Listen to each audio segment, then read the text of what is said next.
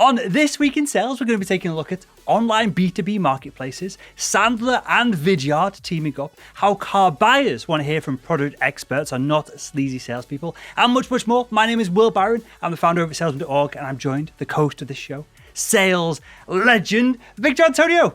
How's it going, Victor? Will, it's going fantastic. All is good on my side. I got nothing new to report, really. All is good. How about you? I've got something new to report that we'll touch on towards the end of the show.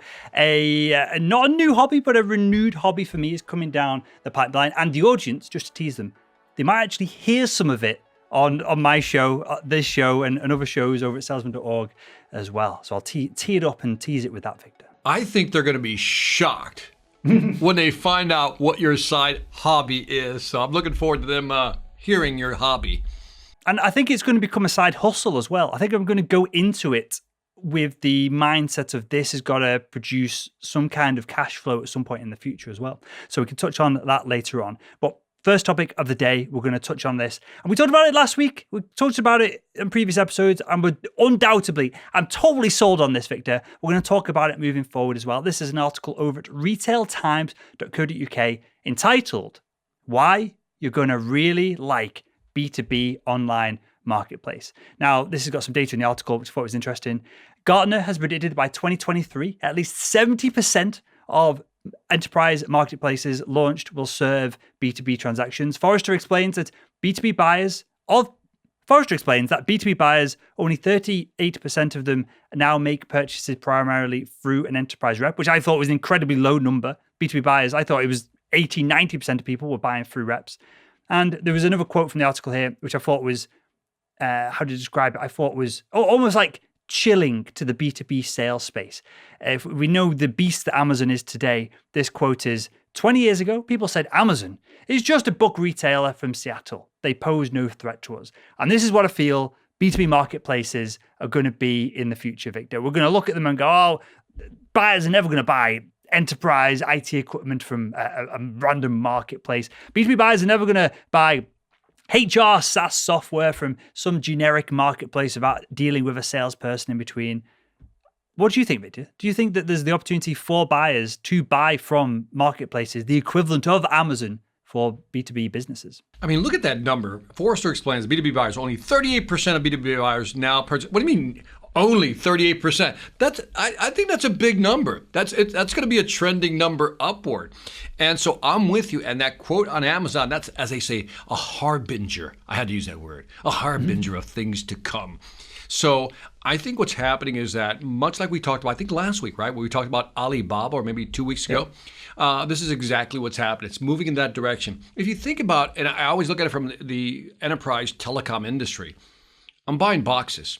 Do you know what I mean? I'm buying routers, I'm buying servers, I'm buying boxes. And I don't need to talk to us. If I know what I want already, and if I have the domain expertise inside, in other words, I have a CIO or a CTO who knows what they're doing, why not just buy the boxes? I don't need to talk to a sales rep. And for sure, and so I've just been through this. We just spent 10 grand on Synology servers, network storage servers. Now, I don't know, maybe not 10 years ago, maybe 10 years ago, to get this, to get the storage that we've got right now, like 100 odd terabytes, it would be 100 grand, 200 grand, 500 grand. It would be a full rack. Well, you can't underestimate the fact that products are becoming simpler to use. They're becoming more commodity-like. I bought these Synology boxes without speaking to a rep, just bought them from whatever B2B IT software, IT company that we got them from, with all the hard drives and that. Because I just stick the hard drives in, I set up a little bit of networking. It's not too difficult for me to set up as a non-expert in that space. And it's done. It's up there. I can see it on all the computers. It's all networked together. Now, 10 years ago, you'd probably have to have someone come on site to help you, or you'd have to have an IT expert insight on site to kind of manage all of this. So we've got both products becoming better, which means they're easier, simpler to use, less management, less overhead, at the same time, happening rapidly at the same time that these marketplaces are popping up or will pop up over the next 3 or 4 years, which I'm convinced of, that there's just going to be a big smash in the face of this B2B sales marketplace. And again, I don't know what it means for B2B sales reps. If I was a sales rep right now that didn't have a brand, wasn't an expert in my space, was jumping from job to job and going from industry to industry, I would be listening to myself right now and feeling slightly worried. Oh, I agree. I mean, think about the fact that these CIOs, these CTOs that they're probably bringing in right now really have a great understanding of what's available in the market. So you as a salesperson, as you're pointing out, have to be that much more smarter. Not an easy task. And if you're just joining the market, you know that time to value where you can actually provide real value to any of these folks at a C-level is going to be very difficult. I think what also, I say, killed the B2B industry or is suffocating it is that we reach, when you look at Six Sigma and the quality of the products that are coming out now, we expect them to last 1, 2, 3, 4 years, right? It wasn't like back in the old days, for those of us who are old enough, moi, where you're like, I don't know if I buy that. Will it even last a year? Today, products are expected to last a year, 2, 3, 4, and if something goes wrong, people want to replace them, right? Ship it back, RMA, get it back, because if you don't, you're going to get a low net promoter score online.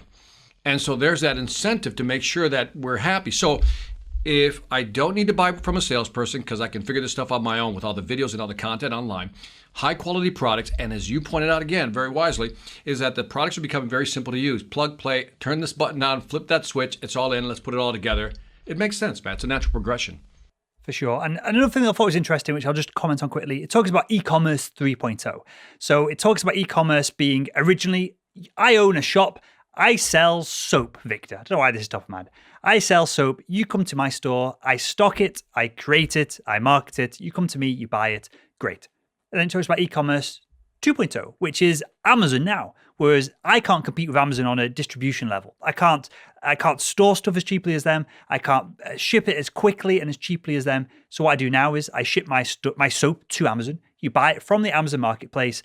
They handle a lot of stuff in the background and it goes off to you. They take a cut and hopefully there's enough profit left over for me to continue marketing and continue growing the business.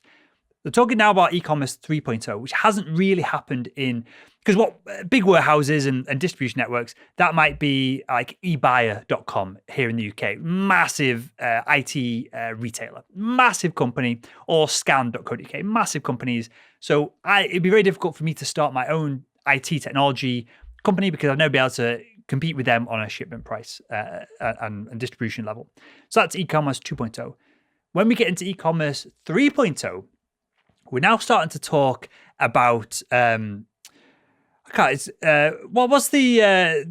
website where you can go and book a stay in someone's house? Airbnb. So Airbnb has no stock. It's just this platform that has masses of attention and eyeballs on it, and so it can handle both sides of the equation of driving market viewership and also serving the customer from both sides, right? Or Uber, same thing. They don't have a stock of cars. They barely even have a stock of drivers because they're all zero time contracts in the UK or freelancers elsewhere in the world. They're talking about e-commerce 3.0 being like that. So you may still do all the shipments, you may still do all the hard work, but there'll be one website in the B2B marketplace that will just have so much attention, so much eyeballs that no one will ever be able to compete with it. And we can talk about this on a wider level of the internet becoming siloed of people spend so much time on Facebook, they spend so much time on Netflix, they spend so much time in Gmail that all small sites like salesman.org and other sites like that, they're getting less salesman.org is not a good example, but smaller sites are getting less and less traffic because it almost becomes a mental burden to remember that domain name and go there versus I can consume that person's content on Facebook or on LinkedIn instead. So as everything becomes more siloed, if there is one B2B marketplace in this e-commerce 3.0 movement that everyone's trying to push towards, those people are trying to capture, it will just become such a beast that no one will ever be able to compete with it until the internet gets turned on its head by the next thing that comes along, VR, whatever it is. I wonder if there's a space, as I'm listening to you, I'm going, great points, by the way.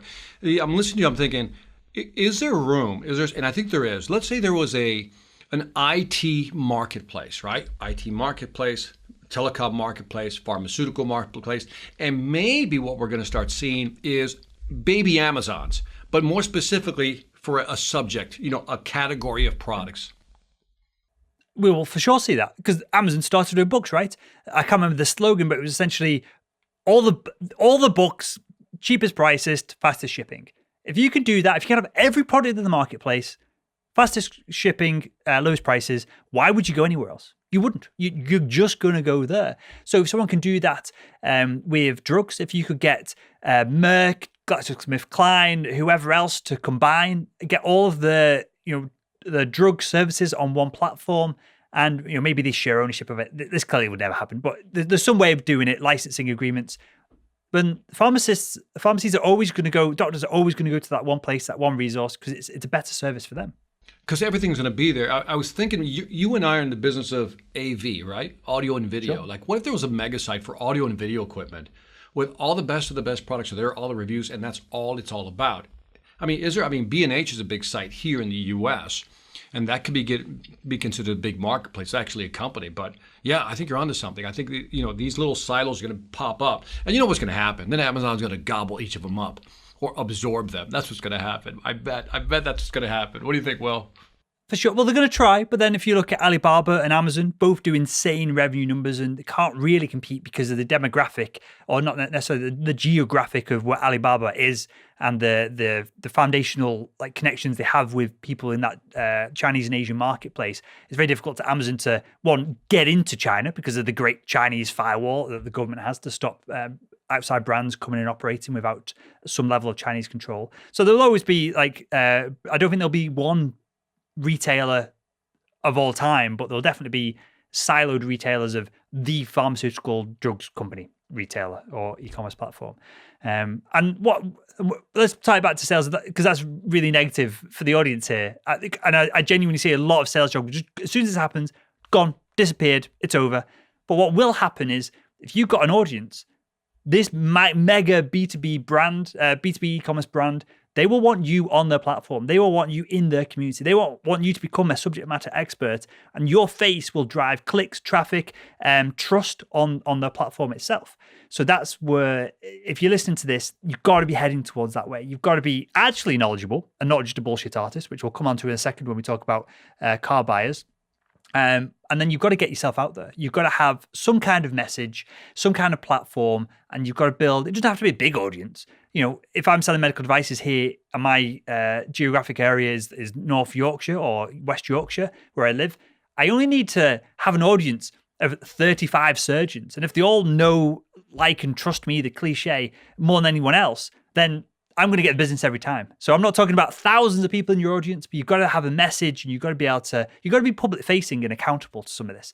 And I feel like the people who invest in that right now, they're the salespeople that are going to have massive success, not just average success, but massive success over the next kind of 5-10 years moving forward. Yeah, the numbers are there. I mean, if you're seeing the trend line again, to sum it up, B2B market is being disrupted slowly, if not degraded slowly. So you got to find a way to stay in the game. And what you're suggesting is, I think, appropriate, which is, how do you create a brand where people want to come to you? Totally different way of thinking. But anyway, I want to talk about staying in the game. Sandler and Vidyard create new technology partnership to bring video for remote sales training to businesses. Now, there's nothing really new here, but it's interesting, so I wanted to highlight. I like Sandler, I like Vidyard. They're getting together, high-fiving, kumbayaing together in the sales world. Sandler, training organization, if you don't know who they are, and Vidyard, video platform, have joined forces to help sales teams embrace personalized video to better connect with customers and prospects.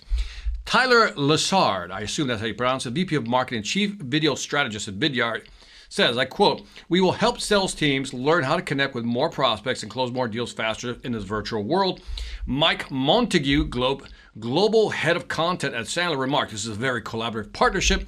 Vidyard has created a tool that is cutting edge, easy to use, and will help salespeople save time and create simple, effective videos." This was on prnewswire.com. And I'm going to take this sarcastic approach to this one. Well, one second before you do. Tyler is a listener of the show. I know he is. Listening to this right now.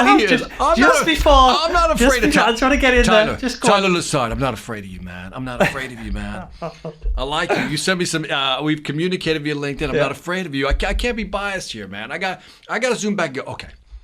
The real value here is that Vidyard has put together a good tool. No doubt they have a great tool. Sandler has one heck of a brand. And you know what I see? I see Vidyard leveraging that brand, because I think they have like 270 offices. And so Vidyard has scored big in my book. Sandler has done okay, but I think Vidyard is the big winner. Tyler, I'm high-fiving you, man. To me, and that's my cynical side of this, because I think the winner here is Vidyard. Because Vidyard now, I imagine, because now Sandler's going to recommend only one platform. Which one is it? Vidyard. Sandler is embedded, again, 270 offices. They're embedded throughout the world. I mean, this is a big win for Vidyard. Now, for Sandler, man, listen here, man. Who is it? Mike Montague, Eminem. Listen up. You better have gotten a great deal because you've just given them access to your global platform. That's what I'm talking about. I think it's a great partnership, though, altogether. Good idea. I think we're going to see a lot more of this coming. I feel like this gives Vidyard. There's Vidyard, there's Wistia. This is what Tyler was commenting on last time we communicated on LinkedIn. There's multiple platforms that do very similar things, and there's some subtlety to how they do them and the user interfaces. And then Vidyard has quite a cool brand and the logo and hero image and stuff on the website. By the way, my cool. issue with Vidyard was when you insert phrases like this, has a cutting edge. What's the cutting edge? It's just a beautiful GUI, man. Easy to use, very effective. What is cutting edge? That's what, Tyler, I'm putting you on notice, man. In fact, go to thisweekinsales.com. You tell me why this is cutting edge. Love the tool, though. But is it really cutting edge? I think other companies are doing a lot of things that are very similar. Yeah, the product, not the marketplace for products like this is somewhat commoditized. You can spin up programming is so cheap, and to build it at scale, and the infrastructure is the difficult bit, as opposed to be able to build a software tool like this that can do it for 4 people in a sales team, right? So the background side of things is probably way more difficult to host videos, crazy expensive. So there's probably a lot more going on in the background than what I understand. But when you have a brand like Sandler's a really well-known brand, right? If you have that logo on your site, not as people from this company use our product. We've got like 2,000 odd people in our training program over at salesman.org. So I've got essentially unlimited logos that I can put on the website. They don't mean anything. But when you say, hey, Sandler's put their hand up and they want to partner with us, we want to work with them, I feel that's massive. And that separates them from other similar products. You know, if I recognize that Sandler brand, if I'm a Sandler customer, clearly I'm going to be massively gravitating towards that. So I think it's a big win for them. But I'm going to show Tyler some love here. This is a great deal. This is a great win for you, man. If your boss is listening, send him this video or audio. And I'm telling you right now, you deserve a raise. I don't know how much you make, but you better get a raise because this is a great move, man. Well, talking about raises, let's talk about car salespeople no longer existing, and so commissions getting wiped and product experts being put in their place. This is an article from cardealermagazine.co.uk entitled, "Car buyers want to hear from, quote, product experts," end quote, not sold by incentivized salespeople. Now, this is, I think Goodman, it quotes Goodman in the article, doesn't explain who he is. I think he's like the SVP over at Polestar. Polestar, are you familiar with Polestar as a brand, Victor? I am not. They're a Tesla competitor. I've only ever seen one. I think there's one near where I live. It's like they're like $100,000. They're expensive. It's an electric car. They're trying to do cool. Like Tesla's a cool brand because Elon Musk is a cool guy, right? Polestar are trying to do the same kind of thing. Be the disruptors. Be the people doing shenanigans in their marketing, that side of things. So it's a cool brand. So Goodman, who formerly ran Peugeot in the UK, said, by the way, Polestar, is he a cool guy? Is Goodman a cool guy? Does he have that Elon Musk-esque type of? He's not Elon Musk. Okay, he doesn't have that I don't know him personally. Okay, but to go from running Peugeot in the UK and then comparing him with a chap who basically made online purchases a normal thing, who is putting people eventually on Mars to replicate the human race because he's really nervous of an explosion from the sun coming out, wiping electronics out. He's nervous about North Korean nuclear weapons causing nuclear holocaust throughout the world. He literally wants to replicate, double down the human race, put it on a different planet in case one of these what do they call it, the great filter events happen. I don't know. Goodman could be cool. Yeah, but the compete with that is pretty difficult. He needs to up his game. Goodman, I don't even know him, but he needs to up his game. But go ahead. Well, he said Polestar wanted to rethink the way it sold its electric cars to customers and work with dealers who thought the same. Goodman explains that Polestar decided to take commission-paid salespeople out of the equation. Now, I've been talking about this on the show for years, since my dad bought a car, maybe like 3 years ago. Now, probably 3 years ago. And we went into the it's like a car supermarket. Told this story many times on the Sales Podcast. I probably talked about it on here. Went in, the guy shakes our hands, goes, "Hey, look, I don't get a commission, or I do get a commission, and it's based on a survey that you do.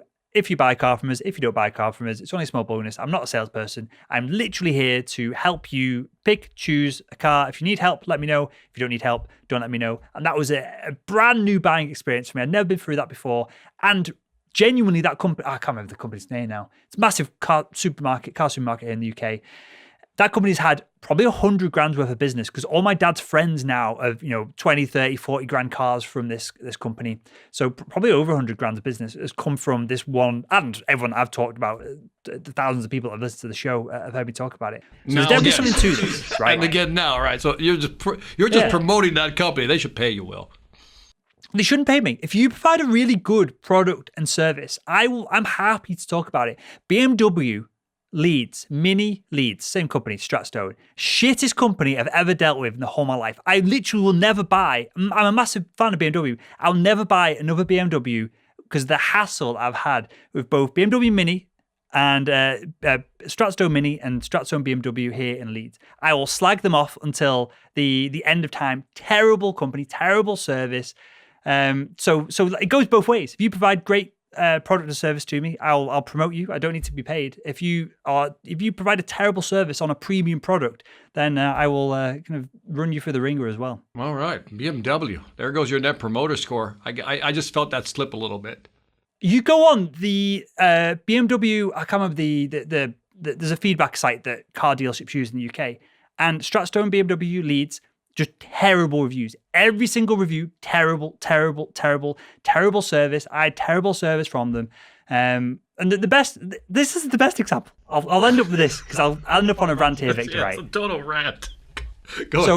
Had a load of issues. It cost me like $4,000 to get the car fixed. Fine, it's a performance car. There's going to be expensive problems. When there's problems, there are big problems, right? And BMW UK, which is not part of the dealership network, BMW UK put like $3,000 or $4,000 into it. So they paid for like half of one of the failures. So like, great, fine. And then the service afterwards is terrible. So that was it. Never going to deal with them again. Never take it there to get serviced. It is what it is. They sent me a feedback form saying, "Hey, how was your visit with us?" So I filled it in, and I was polite. I said, "Hey," very literally, it was, "Hey, I really like BMW. I feel like you've let me down, yada, yada, yada, yada, yada, yada. Here's your feedback scores. Here's what you could do to improve. Coming from the place of, I'm a small business owner, something like that, if it gets read, maybe it doesn't, would be really valuable, right?" And the end of it is, goes, "Hey, the feedback clearly here," this was automated, "the feedback here clearly wasn't great. One of our team will call you and see if we can help you out." So no call came, of course, because it's a terrible company and a terrible dealership. So then a month later, I get another feedback form to ask about the call that I've not had. They sent me a feedback form to follow up on the call that didn't happen because they're idiots. So yeah, so that's where I am with those. But going back to the actual point here, again, quoting Goodman, he says, "No customer walks into a Polestar space is going to have an order form put under their nose. They're not going to be put under any pressure. What they will meet is someone who knows the product inside out, who can listen to what they want." Is that what sales should be, Victor? Or is that customer service? Is sales having a conversation essentially with an agenda because people are commercially incentivized to close deals? Well, I think I mentioned this. I did a series of webinars for a car dealership company out of Puerto Rico. And so it forced me to kind of go in and look at the data. And I thought it was interesting how in the past, you would visit 3 to 4 dealerships, I think it was. But today people visit 1.2 dealerships before making a decision, which means they visit one, essentially. Yeah. And then we talked about the buyer journey ad nauseum already. People walk in there 80, 90% into the buying cycle.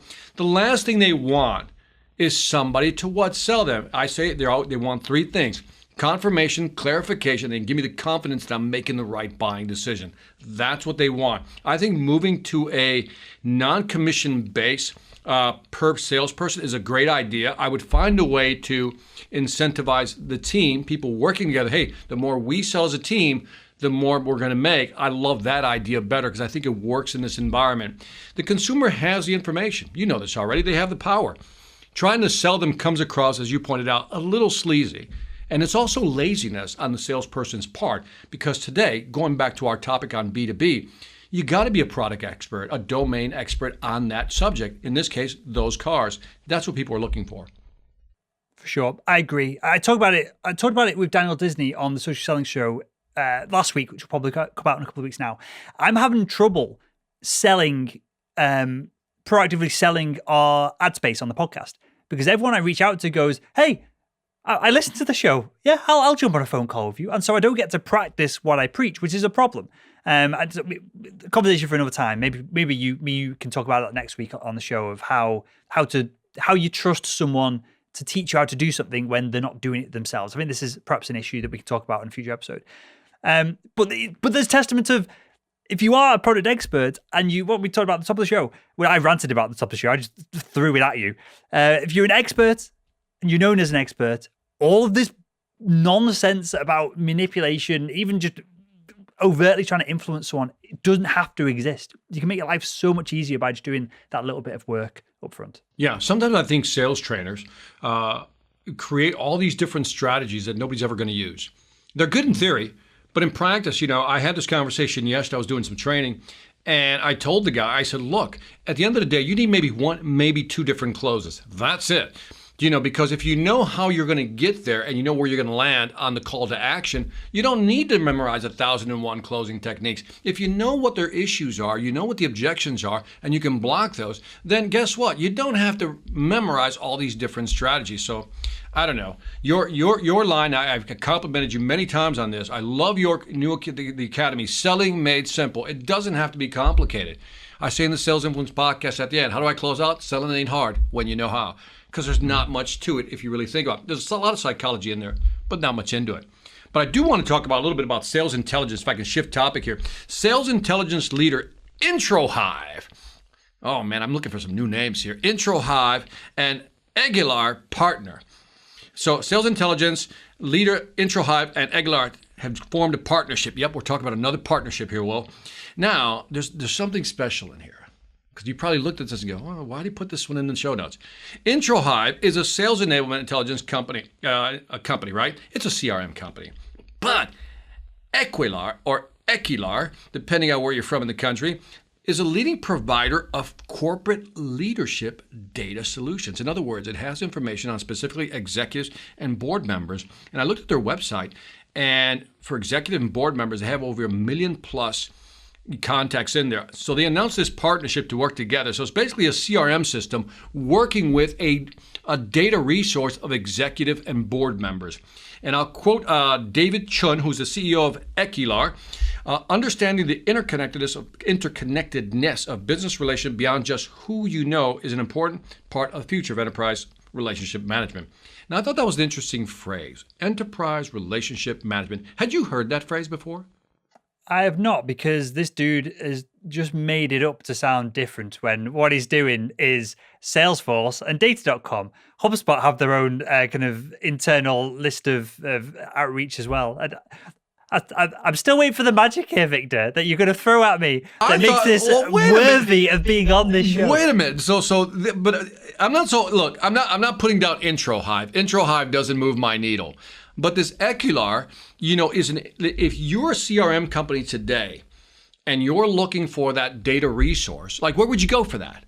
A lot of companies probably don't know where to find it unless you're with Salesforce. But let's say you don't have Salesforce. This company to me represents a very interesting data source. And that was, to me, quite magical. In other words, with the combined offering, customers will realize enhanced visibility into the C-level and board members' relationship that drive revenue, blah, blah, blah, shorten sales cycles through connection to key decision makers and influencers.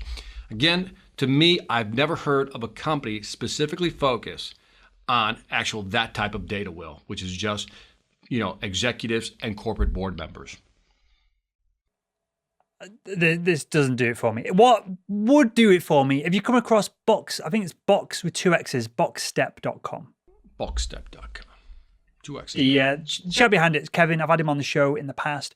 What his software does, so it doesn't do it for you automatically, but it allows you to frame out the organization within an account.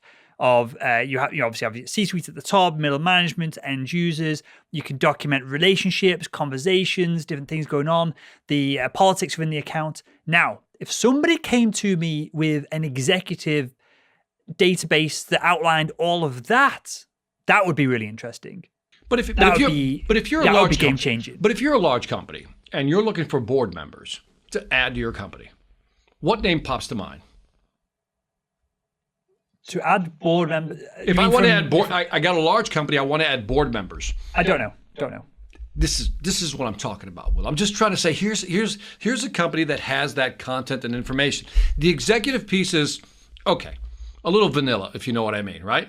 But I think when you're looking for board members, I think this is a great resource. So I think Ekilar, if I pronounce it right, is a great find on thisweekinsales.com. If you don't think so, go to the website, thisweekinsales.com, and tell me if I'm wrong. It's EQUILAR.com. So I think it's pretty interesting. I'm trying to bring some new flavor here to the show, Will. I'm just trying to, I appreciate it. Look, Victor, I feel like I'm not appreciated for my abilities to go out and try to find just these odd items out there to kind of really add to the value of this show. It's all I'm trying to do for you, Will. Here, I'm just trying to add value, man. Let's get real, right? For the one person who's listening right now, who is the CEO of a large company who's looking to add board members, for that one individual, that is probably a useful tip. Now, for the rest of the audience, I really don't think that moves the needle. But wait a minute. They also have executives in there. So this might be a new data source is all I'm saying. Okay, if you don't like this one, let me go to the next one then. Okay, so I don't know if it's Allego or Allego because two L's in Spanish is Y. So but I think it's Allego. And Corporate Visions, one of my favorite companies, elevate customer conversations for 30,000 sales and marketing professionals through the world-class enablement technology. Through world-class enablement technology, Corporate Visions, marketing, sales, training, consulting, coaching company will be accessible within customers' daily workflow via Allego's sales enablement platform. So it's an all-in-one platform. And the goal here is that, and I'll read this, provides an all-in-one sales enablement platform that ensures sellers have the skills, knowledge, and content they need to optimize sales teams in a virtual world. I quote Doug Hutton, SVP of Products of Corporate Vision. Allego has all the power and capabilities we need to deliver and manage every piece of digital content we build for marketing, sales, and customer success. Now, I'm not saying this is an aha moment, but it's a piece of news, right? Because you're seeing these partnerships, again, being pulled together, much like Sandler and Vidyard, very similar. I don't think there's anything new here other than a good partnership and the fact that people are becoming more aware that they need sales enablement platforms to manage a lot of their content for salespeople. What I like about this is, so I would also call you it actually Allego. Wait, you actually like something about this. The last one was terrible, but this one is great. I'd call it Allego. So we're perhaps like totally off track of the company name, which is not our fault if you've got a ridiculous company name. There's a lot of sales enablement companies, Victor. Oh, we lost Victor. The weekly loss of consciousness of Victor's happening. Wait. I like the way you always kind of scold me about going negative and then you do it. It's like, it's always funny. Go ahead. No, go ahead, Will. Just go ahead, man. Just go ahead and do what you have to do. Sales enablement companies, there's a lot of them out there. Yes. And they're creating these frameworks of here's where you can put content, here's how we can use micro-learning or whatever to get it into the brains of your audience. And then the end result is hopefully, if these two steps work, X result. And on the front of the website, it says 500 times the retention, marketing content actually get used, yada, yada. But it's all dependent on what goes in. It's the coding analogy of garbage in, garbage out. What these companies need is exactly what they've done with, because I think Corporate Visions are like world class in their content. I love their content. I've had a bunch of the execs on the show on the Sales and Podcast and different interviews and different things over the past few years. I really like their content. I think they've just set up, I don't know if you've seen this, they've just set up essentially a spin-off company, a research lab, just doing research for the B2B sales and marketing marketplace. So love all that, all data backed, all science and numbers. So I really trust their content. So if I was looking for a sales enablement platform and I know that their content is going to be fed into it and I get access to this this data-backed content, and I can use that as maybe a starting point for some of our training, or maybe that guides me through how to create training, or however it works. That immediately elevates the sales enablement platform way higher on my list of commodity products versus the rest of the marketplace. So a connection like that can be, I don't know what it does for corporate visions, because I feel like it might be somewhat diluting the content that they're offering if I can just go here, there, and everywhere and get hold of it. It depends whether you want to be like, exclusive and premium, or if you want to just be kind of ubiquitous across the marketplace. But yeah, that would be a game changer for me. Seeing that brand, I would buy the Alligo's product over another product just to get corporate visions content. Okay, so by the way, let us know if it's Alligo or Allego. Thisweekinsales.com. I like what you just said, because I think it's unfortunate that, and this is my perception, I could be wrong, you can correct me, that corporate visions, the company, doesn't get enough credit for producing what I think is some of the best, probably the best content in sales out there. It's data backed. I mean, I would also say I like the stuff Gong produces. I'll put that off to the side. But again, I think corporate visions is at another level, and they have a more 360-degree view, a lot of data backed research, and the books that they write, the people over there, they're writing some great content. So I really like the company. I think Allego, I think they're the winners in this partnership. For sure. And the problem with corporate visions is, if I could criticize them slightly, is they do a great job like storytelling and there's learning design and a lot of their content. It explains things very well, but I don't feel like they have a face. It's like what we're trying to do over at salesman.org with our product, with the characters. If you could have, they use stickmen, they use diagrams. Tim over there is an incredible speaker. Well, they have a style. Loads of videos of him. Yeah, Tim Reister is a fantastic speaker. They have a style, a look. Yep. But if we can criticize them, or I'll criticize them so you won't get in trouble, is that for a company that knows how to tell a sales story, it seems like they don't tell their sales story well enough, and they're that good. That's actually a backhanded compliment. Mm-hmm. I wish they told their story better, or were able to market it more effectively, because they are a great company. For sure. And it might just be because they're only trying to get in front of executives, and at the executive level, everyone knows them, everyone trusts them, and everyone uses them. It might be that they don't care about individual salespeople, and so they don't want a big YouTube channel. It doesn't move the needle. What's the saying?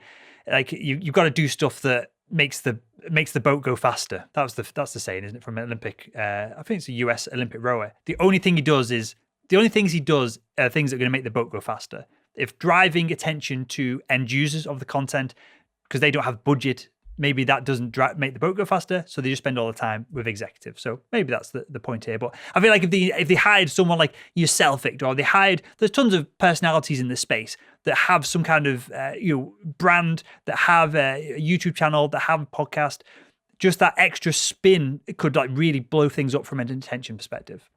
For all we know, maybe they're so badass that it's like one of those high-end products that carries no name. You look at it, you know what it is. And if you know what it is, you're in the know. If you don't know what it is, you're not in the know. And maybe, for all we know, they're that good that they don't need to make a lot of noise, because the noise they're making for those who know who they are is all they need. And maybe they're growing in the background. I think they're a great company. So kudos out to the folks. And again, I'm a Tim Reister fan. I love his books. Good stuff. Good stuff. All right. Have you got anything to wrap up on before I talk about EDM? I want to hear about you, Will. I want to hear what is going on. Talk to me, man. So last week, I'll try and be open and I'll try and be as open as I can about this. Right. Last week, I know you're having some thoughts about training and different directions you want to go, and you want to think bigger, and you're having a bit of a break. Right. Publishing some content at the By moment. The way, so let me be clear, so people don't start, making things up. Basically, I've taken a break from creating content, sure, just to get some distance and kind of reflect and think about what I want to do going forward. And then we got into a conversation around that. Yeah, sorry, I don't want to misinterpret, mislead people there. Vid is going bigger and badder and bolder, and that's where this is all coming from, right?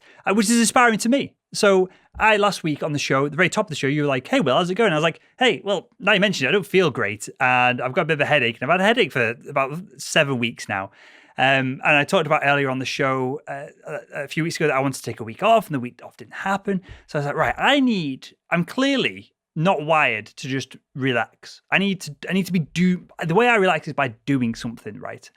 And so I was looking at I basically made a list of what I do or what I've done that I could do for long periods of time and miss meals and stay up till 3 a.m. like messing around, and what those things were. And there was a couple of them, like clay pigeon shooting. I could literally just shoot clay pigeons all day.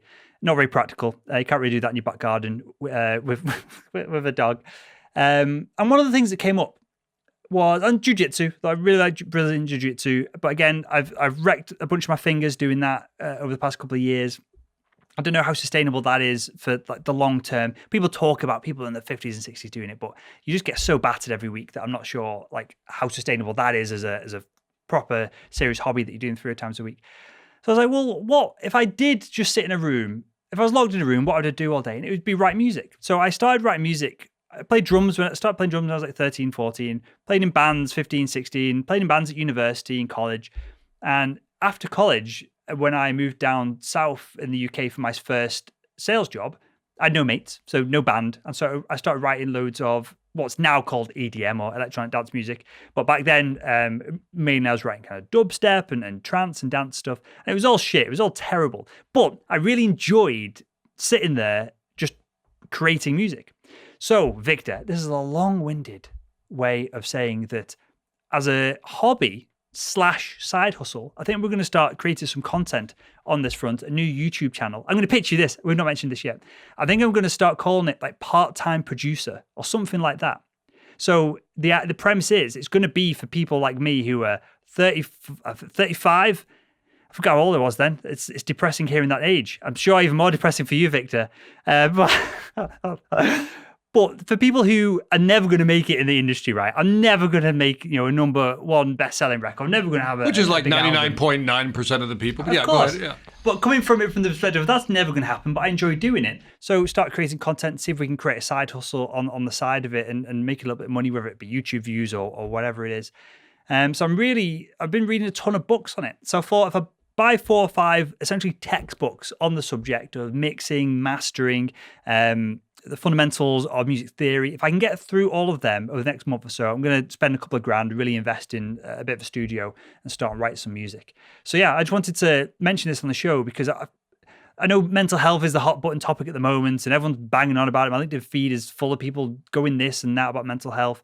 But it's only in hindsight that I probably have been quite stressed, overworked, and putting a lot of pressure on myself over the past few months. And this has really brought a new lease of life to me over the past few weeks reading these books. And I've been super turbocharged with all the content production and things we've been talking about behind the scenes of Selling Made Simple. That's all now, again, accelerated because I've got something else to think about at the same time. So it was just that was a real wake-up call for me that, I don't think that we have work-life balance. I hate that kind of phrase, but having something else to focus on outside of work is clearly going to be beneficial for a lot of people. Oh, I can see. I think this is a great message, Will, that if you just got to leave the stuff that you're doing alone, go find something that forget about trying to make money initially, just find something that just takes your brain away from what you're currently doing. In your case, if you're going to create EDM, I was looking real quick because I came across this guy. You should look him up. He's called Sick Kick, SICKICK. He wears a mask, almost like Dead Mouse, right? Mm-hmm. So in case you didn't think I know who Dead Mouse was. Okay, so Sick Kick does these mixes that are just incredible with all these tools. I've seen him before. Yeah, we'll link to him in the show notes to this. Sick Kick. I love Sick Kick. He did a DMX tribute mashup that was just incredible. And so Sick Kick is like, if I had to do something, I'd do what Sick Kick would do it if I was doing music. So, but anyway, I like him. So I'm glad you found something. I think, like for me, I told you I do a lot of pen turning. I make pens, which I know I have not said. You never told me that. I have told you that. You told me that you had a lathe. And I was like, why has Victor got a lathe? That's because my dad just bought a lathe. I was like, that's a weird thing. But then I don't think the conversation went any further. Pen turning, as in take a block of wood and turn it into lathe it into a pencil. Yeah, a pen. I do pen turning. I do. So I have Where's my pen? We've been doing this show for like 6 months and you don't send me a pen. I got to send you a pen. Send me your address. I got to send you a pen. So we never talked about this. So No. I started doing pen turning about 1.5 years ago. In fact, I should tell you this. I took a course. I tell you about the Adirondack chair I built. I took a 2-day period to build the Adirondack chair. It was nice. Well, the same place I learned pen turning. That's why I bought a lathe and I make pens. There's one pen I make that's it's made out of Irish bog wood that's over 1,500 years old.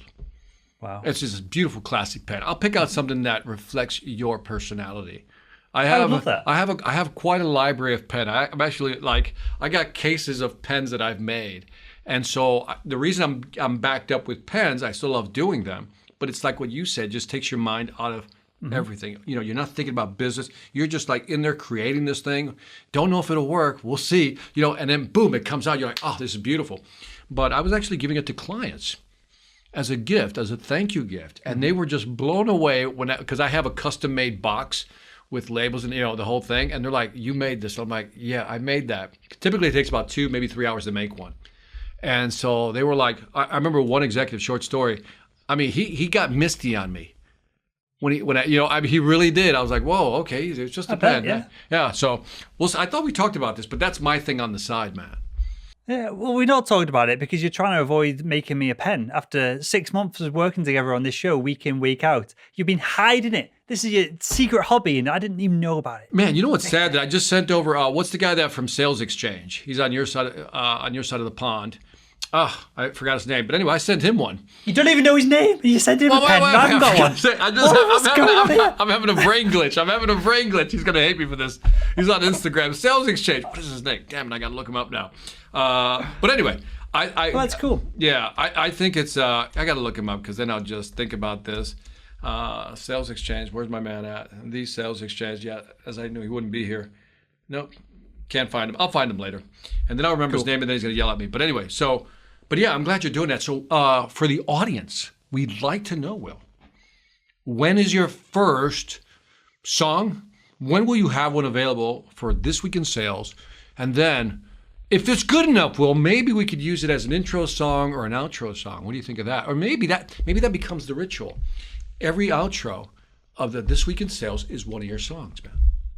Well, that's what I'd like to do. I think that'd be nice for it's an extra layer of storytelling that I like to do with everything we do over at salesman.org, the collaborations with people like yourself, Victor, of if I can add that little bit of extra to it. Because people ask me, I'm clear, I'm no composer. It's not going to be great. It'll be good. It'll be decent for I could share kind of like from the back catalogue of what I've created in the past, and some of that would fit a show like this to do an intro and outro. It's probably good. Look, I'm going to push back because if you heard my Sales Influence podcast, you know that intro song that's called Dream Killer. My son wrote that song. I tell my son I love this song. He's like, I don't like that song. It's not that good. I'm like, I think it's a monster song. And so I bet your songs are going to be really good, man. Better than what you think. So we'll let the audience decide. Well, we'll find out. One thing I wanted to do was maybe do some live streams of, maybe not on the salesman.org channel. Create a separate channel. As I said, I'm pondering this idea of part-time producers, essentially creating content, creating music for old people like myself who, just take it as seriously as a hobby, but don't expect to go anywhere with it. But I'd like to just start live streaming. I'm really enjoying the live streams that we're doing. I'm going to do one this evening after we wrap up here, Victor. Saying that, what time are we on? Just so I don't mess up your next meeting. I'm the live streaming and recording with yourself and Daniel Disney, and then on the Salesman podcast when I'm having regular guests on. That's what's really entertaining me at the moment. I feel like that content is the best content we're putting out as well, as opposed to just the random podcast interviews. So I'd like to do more live streaming. I'd like to be able to answer questions about the production side of things, and perhaps answer sales and business questions on it as well. Maybe have that spin to the content. Oh, that'd be kind of cool. See where we go with it. Yeah, that'd be kind of cool. Actually, I actually thought about doing a live stream with pen making. Just put a camera over the lathe and just go in there. And my son was telling me, he said, you don't have to talk. You just have to do the thing. And people just want to see you start and finish it off. And I'm like, I might do it. Who knows? But it's fun, man. I'm happy for you that you found something. I really am looking forward to hearing some of your music, man. Well, you'll hear it and it'll probably make you gag a little bit at first, but eventually, a few years down the line, it'll be good. But I think there's real value in this. One of the reasons I want to bring this up is the mental health thing that's just a hot topic at the moment. Everyone's banging on about it. Fine. There's better people, better people better versed to talk about it than me, but I found this has been really helpful for myself, just have an outlet, right? And then the other side of things is, I think customers, when you talk, the audience now, myself, are intrigued with your pen turning. I think just that little bit of opening yourself up and not being, not you personally, but the audience or sales professionals, opening themselves up to not just being that dude or that girl in the suit on the webcam, on Vidyard, creating video messages, whatever it is. Just having that little bit of, hi, I sell XYZ. I do this at the weekend. Or, hi, I do 1, 2, 3. And I'm also 1, 2, 3. I mean, that's going to become increasingly important for the audience, and that's going to be the differentiator. That where you used to walk into an office and go, oh, you play golf. I play golf as well. Do you know, yada, yada. That clearly that doesn't exist anymore. It'll probably not exist in the future as people work remotely. So just opening yourself up, just that 2-3%, and sharing your hobbies, your interests, I think that's going to be valuable from a sales perspective as well. I agree. It's been one hell of a conversation starter. When I talk pen turn, they go, what? Pen what? You make pens? I go, yeah. I said, and then, so by the way, if you go on Instagram, you'll see some of them, because I post a few here and there. But I mean, I got an album on my phone. I said, would you like to see some? They're like, yeah. And then I start going through the catalog, because I think I've made easily over 100 pens, if not 200. I mean, and it just creates a wholly different conversation. I recently just made a cigar humidor, where you can put a cigar in there with a matching pen set and just stuff like that. So it's really fun, man. But looking forward to the song. And maybe you can give yourself a DJ name or your producer name. You know, not like I do need to think of something. By the way, send your ideas over to thisweekinsales.com. If there's a good idea, I will stick to an idea that comes in, especially the beginning stages of all this. Yeah, you need a moniker, man. That's cool. All right, man. Anything else? Nope, that is it. We'll wrap up there. I will link to everything we talked about in the show notes of this episode over at thisweekinsales.com. I'm just on Victor Antonio's Instagram page, where there's a bunch of pens here. They look incredible. So I'll link to a few images of that in the show notes as well. Everything we talk about will be over there. That was Victor Antonio, sales legend, pen turning expert, chair creation supremacist. What? I don't know. My name is Will Barron. I'm the founder of salesman.org, and that was This Week in Sales.